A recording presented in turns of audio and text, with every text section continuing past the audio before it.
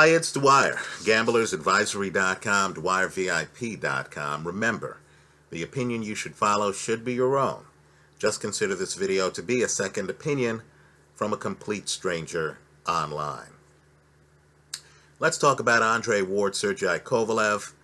Let me say this. One of the striking things about Kovalev, and it is striking, is the fact that after his fights, the guy who he's been fighting seems to, in their next fight, have problems, right? You could make the argument that Kovalev beats up guys so badly that the guy afterwards is just not the same, right? Cedric Agnew, I'm not saying he's a big name, but understand, since he fought Kovalev, he lost a bout. Muhammadi, after fighting Kovalev, he goes out and loses. Jean Pascal, we can look closely at the Gonzalez fight that Pascal had between his two fights against Sergey Kovalev. Officially, Pascal won that fight. I'm just here to tell you, if you look at the film, you're going to see that Pascal had his hands full. Now, I know Ike Chilemba, and understand, Chilemba's a guy who fought Tony Bellew twice, never hit the canvas. Right? Ike Chilemba went the distance with Kovalev, but understand, before that bout, Kovalev had 3 straight stoppages.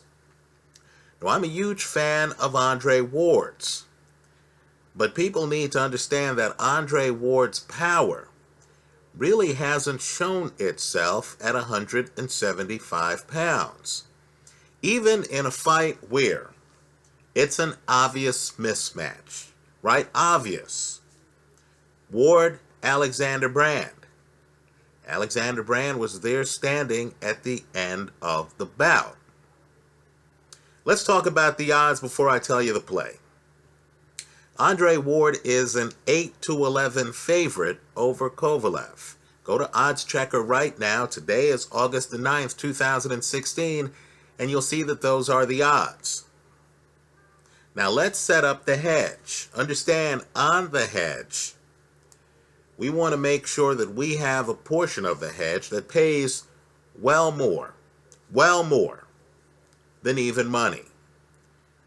Right? If you can get a hedge where one side is pie in the sky, paying well more than even money, then you can take a lower money option as the other side of the hedge and make money. Now, both of these guys are unbeaten, but Andre Ward is widely viewed as a defensive genius. This is a guy who fought guys with punches, right? Like Carl Froch, right? Who went the distance against them, right? This is a guy who won the Super 6. Andre Ward has never been, apart from the Darnell Boone fight, and you need to look up that tape, Andre Ward has never been in severe trouble in the boxing ring, where you thought he was a punch away from being knocked out. Now, because the fight is in America, because Ward is an unbeaten Olympic gold medalist who's been highly touted since he was a teenager and who has not lost since he was a teenager, the idea of Sergey Kovalev winning this fight by KO is going to get you significantly better than even money odds. Right? That has to be, in my opinion, the linchpin of your bet. Simply a math play. Right? It's simply a math play. Sometimes the bets make themselves. I believe in this case, that's what's going to happen. I believe the linchpin of your bet has to be Kovalev by KO. Doesn't matter who you think's going to win the fight. Doesn't. Right? You want to take Kovalev by KO on one half of the bet. For the other half of the bet, because Andre Ward, since his Chad Dawson fight, where he hits Dawson with a lot of left hooks, hasn't really shown a lot of power. I believe this fight's going to go over. I believe the over-under should give you better odds than the 8-11 that you're getting right now simply taking Ward to win. Understand, too, if you're going to get 8-11 on any bet, let's say the over-under is 8-11, odds-wise, just like Ward to win. Well, why would I ever take Ward to win if the over gives me victories by both men? Right? If you're going to give me identical odds, why wouldn't I take the option that gives me the better chance of winning? So the hedge I'm recommending is Kovalev by KO on one half of the hedge. On the other half of the edge, I like the over. So if Andre Ward wins the fight by late KO or by decision, which in my opinion is the likeliest outcome, I collect. Whatever Kovalev does, I collect. Because if he wins by KO, hell, I have Kovalev by KO. If he wins by decision, that necessarily is going to be the over, isn't it? Right? So I believe this bet makes itself, it's a math play. I believe the public is going to make this math play possible because they're going to bet with their hearts. They're going to go to the casino and they're going to say, Ward, Kovalev, right? The idea of Ward hitting the canvas will never happen. At least not to these people. Right? Take it from someone who's seen people like Ali on the canvas, who knows Floyd Mayweather should have been given the count early in that Zab Judah fight. Right? Who saw Marvin Hagler on the canvas against Rodin. Look up that fight. Who remembers Segundo Mocato dropping Bernard Hopkins multiple times in a fight. Right? In my opinion, Kovalev by KO is a distinct possibility. So to sum up, then I'm going to talk a little boxing. I like Kovalev by KO at significantly better than even money odds, hedged with the over in this fight. Right? Let's go one step further and let's talk about the fight. Now understand Bernard Hopkins, who to me is the fighter who most resembles Andre Ward, went the distance with Kovalev. Right? It was an interesting fight. Hopkins, like Ike Chilemba, who also went the distance with Kovalev, was hanging on for life at parts in that fight. It was clear he was outgunned.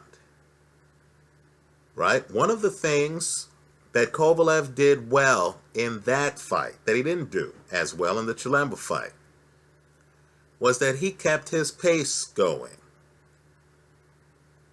Right? You don't want to be in a fight against a guy who throws a lot of feints. And that's what Ward does. That's what Hopkins does. You don't want to be frozen by the feints, because then that plays into the other guy's game. Right? If you're frozen by the feints, then you're doing exactly what the guy who's feinting wants you to do. Right? The guy bluffs a right hand, you're frozen. You're trying to protect yourself from the right hand. Then the guy comes back with the left hook, which is what he really wanted to do. What Kovalev did against Hopkins is he kept his volume going. So Hopkins is feinting, Kovalev is throwing punches. He's running red lights. He made a decision that Hopkins couldn't knock him out. That Hopkins didn't have explosive punching power. And he leveraged it. Let me say something else too. A guy with a great defense, right? Let's say you're always blocked by his arm or something like that. You're blocked by his shoulder. One way to beat that, as fans of Rocky Marciano know, is to hit the guy in the arms, to hit the guy in the shoulder. Right? There's a school of boxing that says, hit the guy in the bicep. Sooner or later, that guard's going to drop. Worse yet, if the guy's expecting to hit you back with punches from that arm might be weakened. The Kovalev who needs to show up for this fight is the same Kovalev who showed up for the Hopkins fight. That's the blueprint, in my opinion, he needs to follow. Right? Andre Ward looked very rusty. To me, the fight before this one. Right? Very rusty. Let me say, fights against guys like Brand, to me, are sparring sessions. I don't think we learned a lot in that bout, other than that Andre picked an easy opponent. Right? Sure, Ward looked great. Yes. When Badu Jack had 10 pro fights, Brand took him the distance, could have been awarded the decision, quite frankly. Right? Didn't get the nod. Yes, Brand had a great record going into the fight. No, Brand did not fight high caliber competition, in my eyes, apart from Badu Jack, who I myself consider to be limited. Right? So, Sullivan Barrera, that fight. I thought Barrera's length, he was hitting him with the jab, bothered Andre Ward. Right? I thought Ward at times looked a little bit lethargic. Not surprising, because he hasn't fought that much. Right? So, if I'm John David Jackson, right, now's not the time for my fighter to stay away from letting his hands go. Right? Being cautious. Being worried about counters and feints. No. Now's the time for you to look at the guy and say, look, man, you need to empty the gun. Right? You need to come out here, first of all, fighting Andre Ward in America, good luck getting a decision. You need to be thinking about stoppage. Right? If the other guy is feinting and trying to be cute, you need to let him know, look, this is not the place for pretty boys. Right? You're looking cute and hinting at danger. Go ahead and let's start with the danger. I don't think you can hurt me. I'm going to push the envelope. I'm going to throw volume here. Right? No reason to stand around. Let him know that the fight is going to be fought at 90 miles an hour. Right? You're fighting a guy who shifts between righty and lefty. Let him know you don't care. Right? You're going to be there throwing punches. One way to beat a guy who's shifting righty-lefty is to not worry about what's happening up top. Especially when the guy doesn't have that huge punch. Hit the guy in the body. Whether he's fighting righty or lefty, he's going to feel those punches. Now, if I'm Andre Ward, I cannot fight Kovalev backing up. In my opinion, you have to forget your back foot. Right? If you want to win the fight and not just survive, like Ike Chilemba did, if you want to win the fight, I believe you need to get inside on Kovalev. You need to fight this fight like Andre Ward fought Alan Green. You remember before that fight, Alan Green was supposed to be big bad Alan Green. Alan Green had his back up against the ropes. He was dealing with Ward inside, deep in the pocket. Andre was leaning on him. Ward can shorten his punches. We haven't seen Kovalev forced to fight on his back foot by a guy who is deep inside, throwing punches, who knows how to wrestle with you. That's part of boxing. right? If I'm Ward, I'm thinking about how to get inside and stay inside. You remember when Ward was so inside on Mikhail Kessler that Kessler started complaining that he was headbutted and all this other stuff. Go back to the Cedric Agnew-Kovalev fight. You're going to notice that Kovalev hits the canvas at one point on that fight because of a headbutt. If headbutts bother an opponent, you need to fight him like Timothy Bradley fought Devin Alexander. You need to put your head right here. I'm not saying headbutt the guy, right? I'm not going that route, right? Ortiz against Mayweather. I'm not going that route. What I'm saying is you need to come inside and make your head an issue. To me, Kovalev doesn't like guys up on him. Bullies don't like to be bullied. If Andre thinks he can fight this fight, backing away from Kovalev, he's going to end up like Gabriel Campillo ended up. Right? He needs to be, and Andre has this skill set, he needs to be up on Kovalev, pushing the issue. Now, Kovalev's slick. He has things like arm bars, right? Kovalev is kind of like Golovkin. You'll notice, even when he's doling out punishment, he doesn't like to get too close to you. Right? You'll actually notice it. Not a lot of hugging in Kovalev fights by Kovalev. If I'm Ward, I turn this into a hug fest. Ward gave an interview the other day that fascinated me. He said he's a little bit Roy Jones. He said he's a little bit Floyd Mayweather. He said he's a little bit Bernard Hopkins. Now let me say this, right? I'm a little older than the people who YouTube says watch my videos. I got a lot of young guys watching my videos. Right? The stuff middle-agers like myself take for granted. Right? I was in a bar. I was talking with a few friends. Someone mentioned LeBron versus Michael. I said, you got to be kidding.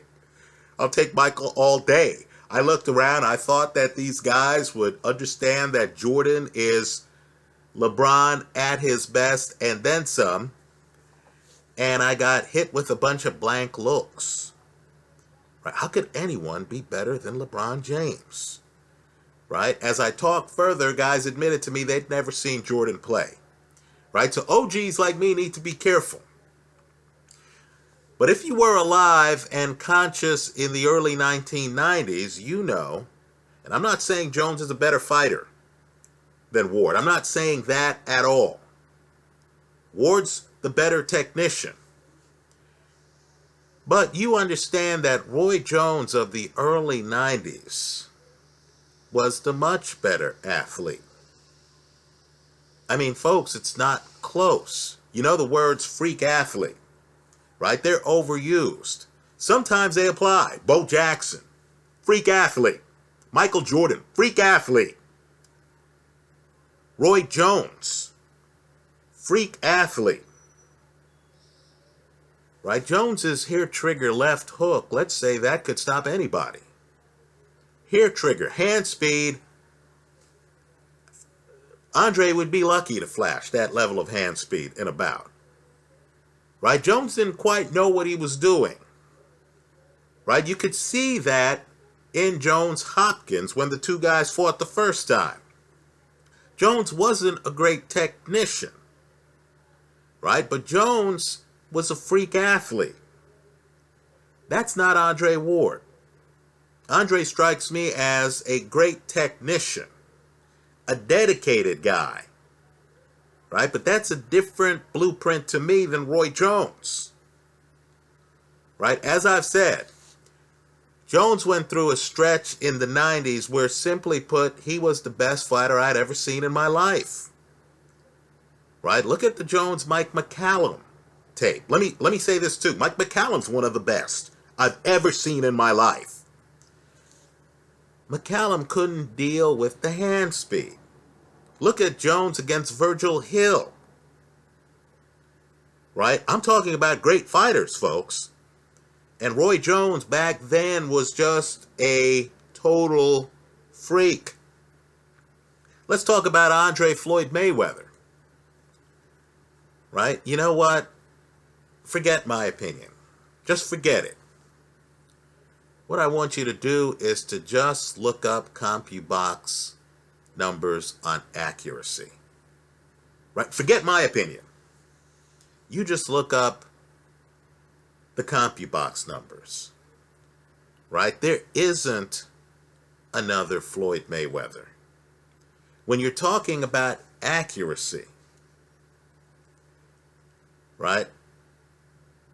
Nobody's in the neighborhood of Floyd with regard to accuracy in big fights. Right? Look at Floyd's numbers, CompuBox, against people like Canelo. Right? BoxRec today has Canelo, who Floyd spanked. Fight was uncompetitive. You were looking at your watch in the 6th round of that fight. The question in the 6th round of that fight was, is Canelo going to win a round? BoxRec today has Canelo as the top fighter pound for pound. Look at the accuracy there by Floyd. Floyd Robert Guerrero. Look at the accuracy. We're here cheering Keith Thurman, right, for beating Sean Porter, at least according to the judges, right? My scorecard a little different. Beating Robert Guerrero. You remember the action in that Robert Guerrero fight. You remember Keith Thurman getting hit with shots. I'm mentioning Keith Thurman because he's viewed by many as the best at 147. Certainly Keith Thurman is in the very short conversation on who's the best at 147 pounds. If you're talking to a guy about who's the best at 147 pounds and a guy mentions Keith Thurman, whether you agree or disagree, you're going to nod your head. You're going to be like, yeah, I understand, that thought right there. Right? You remember Robert Guerrero roughing up Keith Thurman at times in that fight. That's a fight, folks. Keith Thurman's getting hit. You remember Floyd against Robert Guerrero? You remember Floyd not getting hit? Same opponent. Same opponent. Right? I love Andre. He's not Jones or Floyd. He's a better athlete than Bernard Hopkins. He does what Bernard does better than Bernard. I'll give Bernard this. Right? Bernard, to me, showed us that the high left hook gave Chad Dawson problems. So then when Ward fought Chad Dawson, Ward destroyed Chad Dawson. Of course, Chad, that fight, let's be a boxing hardcore fan, was fighting at a different weight than he fought against Bernard Hopkins. Right? Chad looked different in that fight weight-wise than he did against Bernard Hopkins. But to me, Ward is Hopkins in his prime. Right? Just like Hopkins didn't have the big punch. Nor does Andre Ward at this stage, at least not at 175. Right? So to me, like Bernard Hopkins, Ward's going to have to make this fight a little muddy. Right? He's not the precise puncher that Floyd Mayweather was. Andre's a little bit different. He's going to have to make this fight a wrestling match. He's going to have to get inside and body Kovalev. It's going to be a war of attrition, in my opinion, from the Andre Ward side. So I'm expecting Ward to need rounds to win this fight. Right? So, let's remember, Ward fought Paul Smith. He dominated Paul Smith. Even that fight went several rounds. So, in my opinion, for Ward to win the fight has to go over. I believe I'll get better odds than the 8-11 on Ward simply to win the fight. So the bet I'm recommending here is the Kovalev by KO. Right? That's the linchpin of your bet because that makes the bet possible. Right? Because you want to set it up where you take expected winnings from one side and apply it to the other side, so that you're able to win if either happens. So the hedge I like, think like a hedge fund. Right? The hedge I like is Kovalev by KO, hedged with the over. That's how I see it. Who do I think wins the fight? I think Andre Ward wins the fight. But this is gambling. I think Ward likely wins by decision. Right? So, understand, I get that as part of the hedge. Because a decision can only happen if the fight goes over. Right? So I like Kovalev by KO, hedged with the over in the fight. Let me hear from you. Leave your comments for me here online about any fighter I've named. Roy Jones, Floyd, Bernard Hopkins, Rocky Marciano, Alan Green, Carl Froch, right? Tell us who you think wins the fight. Let me say this too. I know there's some uncertainty about whether the fight's in Vegas at the T-Mobile Arena or whether it's going to be in New York City. Understand that's significant. If the fight's in New York, right? I was raised in New York City, right? Went to high school in the Bronx. If the fight is in New York City, chances are at least 50% of the people there are going to be rooting for Kovalev. Right? Think about that Santa Cruz Frampton crowd at Barclays.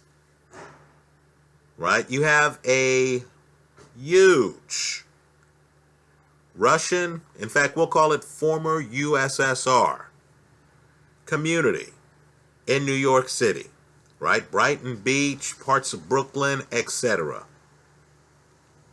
That's heavily into boxing, right? If they go to New York, just understand the chances of the crowd backing Kovalev, the chances of judges being persuaded by the crowd increases exponentially. Let me say this too about T-Mobile Arena in Vegas. I haven't been, but I have been to the Monte Carlo next door. I was just there maybe a couple months ago or so. Talk about a spectacular venue. Couldn't be framed better. It's literally right between the Monte Carlo and, ironically, the New York casino. Right? Understand, right across the street from New York is the MGM Grand. Right? From the Monte Carlo casino, you can take a tram to Bellagio, which is really the crown jewel of the MGM empire. And of course, right across the street from Bellagio is Paris. Right? If you're thinking about taking a vacation, and understand, this fight's taking place right around Thanksgiving. Right? If you're thinking about taking a vacation and catching a fight, I can hardly think of a more entertaining venue. Vegas is a spectacular town, folks. Right? T-Mobile Arena is a new arena. Right? This is not the MGM Grand Garden. This is something different. Right? I'm just telling you, of all the fights out there, this fight could be the most entertaining to attend. Right? You're going to run into, in Vegas, in November, an NFL crowd. A lot of people betting American football. It's festive. There's going to be a party atmosphere. Right? If it stays in Vegas, you might want to think about making this trip because it's going to be entertaining. Anyway, that's how I see it in this battle of unbeatens. Let me hear from you. Leave your comments for me here online. Visit us at gamblersadvisory.com. Thanks for stopping by.